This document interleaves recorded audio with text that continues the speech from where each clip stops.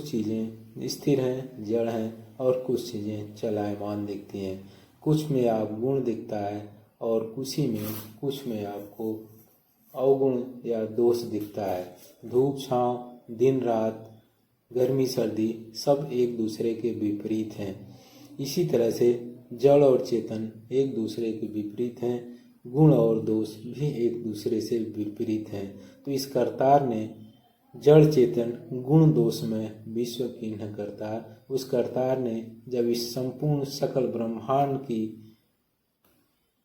रचना की तो उसमें विविधता के लिए धूप भी लाया तो छाँव भी लाया, बरसात भी लाया तो भयंकर सूखा भी लाया, दिन भी आया तो रात भी आया, जड़ आया तो चेतन आया, गुण आया तो दोष आया, देवता आए तो दानव आए। इस तरह से यह संसार अपोजिट गुणों से भरा पड़ा है। संत हंस गुण गहई पद, जो संत होते हैं, जो सज्जन पुरुष होते हैं, जो प्रगतिशील पुरुष होते हैं, जो जीवन में आगे बढ़ना चाहते हैं और बढ़ने की लालसा लिए रहते हैं, जो जीवन में अपने जीवन को ऊंचाई पर ले जाना चाहते हैं, नींबू को नींबू के शरबत में बदल देना चाहते हैं, वो अवसरों को नहीं चूकते हैं। और यह संसार इस जगत के मानवों के लिए एक अवसर है अपने को बहुत ऊंचाई पर ले जाने के लिए, एक अवसर है अपने को बहुत बड़ी खाई में गिरा देने के लिए। यह संसार एक अवसर है इस जगत के प्रत्येक मानव के लिए कि वह मानव से बहुत ऊंचाई पर पहुंचकर देवता बन जाए। भारतीय मनीषियों ने तो यहाँ तक कर दिया कि मानव से बहुत ऊंचाई पर पहुंचकर देवता ही नहीं, वह मुक्ति के पथ पर जाकर भगवान भी बन सकता है, बन जाता है। इसीलिए तो हम लोगों ने भगवान महावीर, भगवान पार्श्वनाथ, भगवान बुद्ध जैसे शब्दों का उपयोग किया है। साथ ही साथ इस संसार में संत हंस गुण गहई पथ, इस संसार के रास्ते में जो जितने भी लोग हैं उसमें से संत वह है जो हंस की तरह से गुणों को ग्रहण करता है और अपने जीवन में गुणों को बढ़ाता जाता है। हंस के विषय में भारतीय मनीषियों ने, भारतीय लोकोक्तियों में कहा गया है कि हंस वह होता है जो कहा जाता है कि हंस के सामने दूध मिश्रित पानी को रख दिया जाए तो हंस का वह गुण होता है कि वह दूध को पी जाता है, पानी को छोड़ देता है। यहाँ सिर्फ यह कहना है कि जो संत होता है, जो सज्जन होता है, जो प्रगतिशील होता है, जो जीवन में आगे बढ़ना चाहता है, जो ऊंचाइयों पर पाना चाहता है, वह संत है। संत का मतलब गेरुआ वेश धारण करके गली गली भिक्षा मांगना नहीं है। संत का मतलब ये नहीं है कि गेरुआ वेश या अन्य तरह का त्रिपुंड लगाकर वेश धारण करके वह लोगों के सामने हाथ फैलाता है। संत वह है जो इस जगत में आया है और जो ऊंचाई पर जाने के लिए, प्रगतिशील होने के लिए, अपने जीवन को और अधिक ऊंचाई पर पहुंचाने के लिए, अपने इस जीवन की यात्रा को सकारात्मक रूप से समाप्त करने के लिए, अपने इस जीवन की यात्रा को जहां से शुरू किया था और जहां वह ख़त्म करेगा उसकी ऊंचाई में बहुत बड़ा अंतर करने के लिए वह जो है संत गुणों का ग्रहण करता है। वह हंस के समान इस जड़ चेतन गुण दोष में विश्व किन्ह करता है। इस संसार में जो गुण और अवगुणों से भरा है, जड़ और चेतन से भरा हुआ है, वह गुणों को अपने अंदर धारण करते जाता है। और उन गुणों में से कुछ गुण जैसे अनुशासन, समर्पण, संकल्प व इच्छा, ये महत्वपूर्ण गुण हैं। अगर आप जीवन में अनुशासित नहीं हैं तो आप सफल नहीं हो सकते। अगर आप समर्पण नहीं है, अपने कार्य के प्रति आप समर्पित नहीं हैं तो सफलता नहीं हो सकती। और यदि आपके अंदर एक दृढ़ संकल्प नहीं है बाधाओं को पार करने के लिए तो भी आप सफल नहीं हो सकते। और संकल्प के साथ साथ आपकी इच्छा भी होनी चाहिए, आपके अंदर से वो प्रेरणा होनी चाहिए कि मैं इस ऊंचाई पर पहुंचना चाहता हूं या इसको पाना चाहता हूं।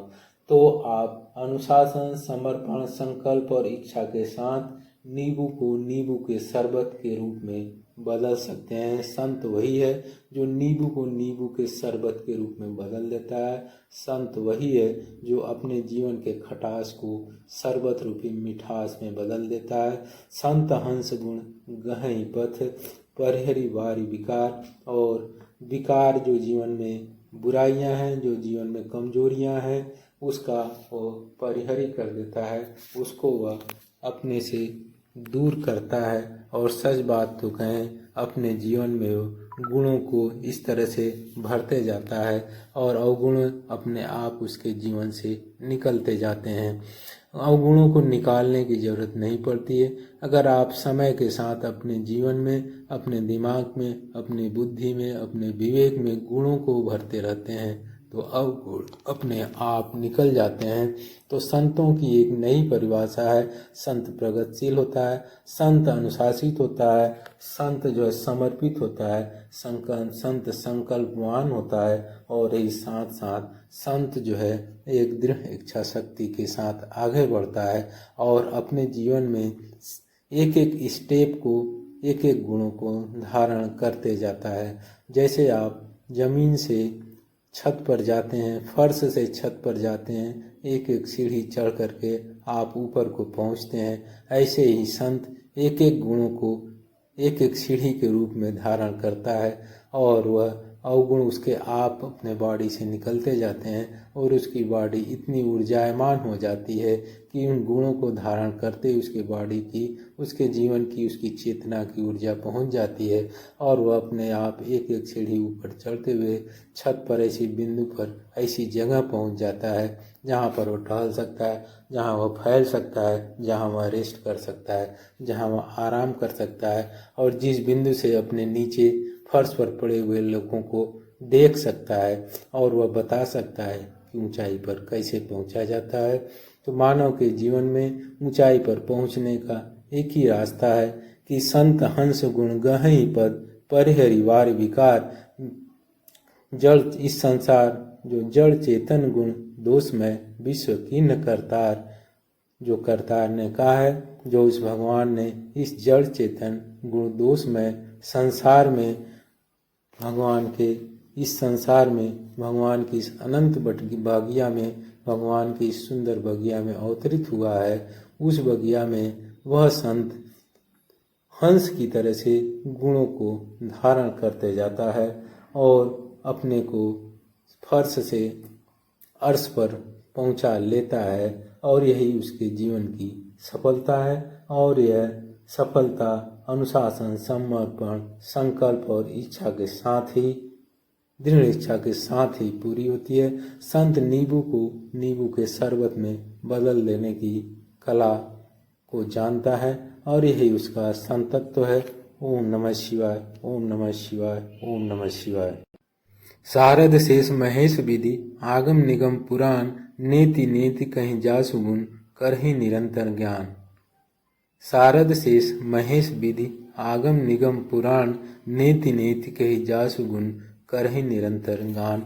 हिंदुस्तानी महापुरुषों ने, हिंदुस्तानी मनीषियों ने, हिंदुस्तानी ऋषियों ने नेति नेति शब्द का प्रयोग अपने वक्तव्यों में किया है, अपनी पुस्तकों में किया, अपने भाष्यों में किया है। नेति नेति, नेति नेति का मतलब जो जाना नहीं जा सकता। नेति नेति यूनिक, एको हम नहीं दूजो, एक मैं दूसरा कोई नहीं। नेति नेति जिसको जाना नहीं जा सकता, उस परम सत्ता को जिसके विषय में अभी कहा गया है कि जड़ चेतन गुण दोष में विश्व कीन्ह करतार, उस करतार के विषय में कह रहे हैं संत की नेति नेति, उसको जाना नहीं जाना जा सकता है। क्योंकि इसके पहले भी एक महापुरुष संत ने कहा है कि बूंद चली है समुद्र की था लेने के लिए, आसमान से बूंद तेजी से गिरती है कि मैं समुद्र की था लगाऊंगी और लगाकर वापस आऊंगी।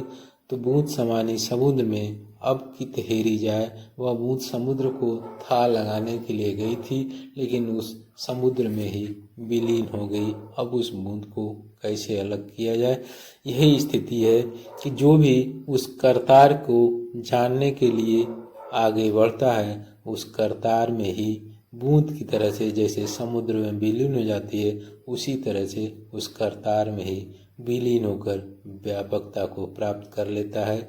शून्य से ब्रह्मांड, शून्य से अनंत की यात्रा में एक संत जो एक फिजिकल बॉडी के रूप में, एक बिंदु के रूप में इस जगत में अवतरित होता है और वह तमाम तरह के गुणों को धारण करते करते फर्श से अर्श पर पहुंच जाता है, फर्श से छत पर पहुंच जाता है और इस तरह से उसकी यात्रा जीवन में निरंतर चलती रहती है। और वह संत से पूछा जाए क्या करते हो, क्या करना चाहते हो, तो संत के पास कोई जवाब नहीं होता है। तो वह कहता है मैं तो भगवान की खोज में निकला हूँ, मैं भगवान को पाना चाहता हूँ।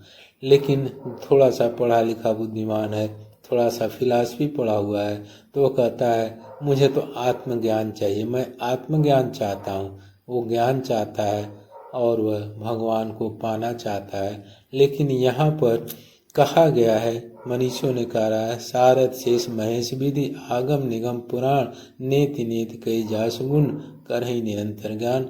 सारद शिव, शेष महेश, विधि ब्रह्मा, महेश शेष, सारद शेष विष्णु ब्रह्मा महेश, अन्य सभी देवताओं और अन्य सभी पिलर्स हिंदू धर्म के स्तंभों, सनातन के स्तंभ ब्रह्मा विष्णु महेश ने भी आगम निगम पुराण और सभी आगम निगम सब पहले लिखी हुई पुस्तकें और बाद में ज्ञान से भरी हुई पुस्तकें, सबने कहा है नेति नेति कही जासु गुण, उसके गुण को बखाना भी है, उस करतार के गुण को बखाना भी है। और ये भी कहा है कि नेति नेति उसके संपूर्ण गुणों को नहीं जाना जा सकता है।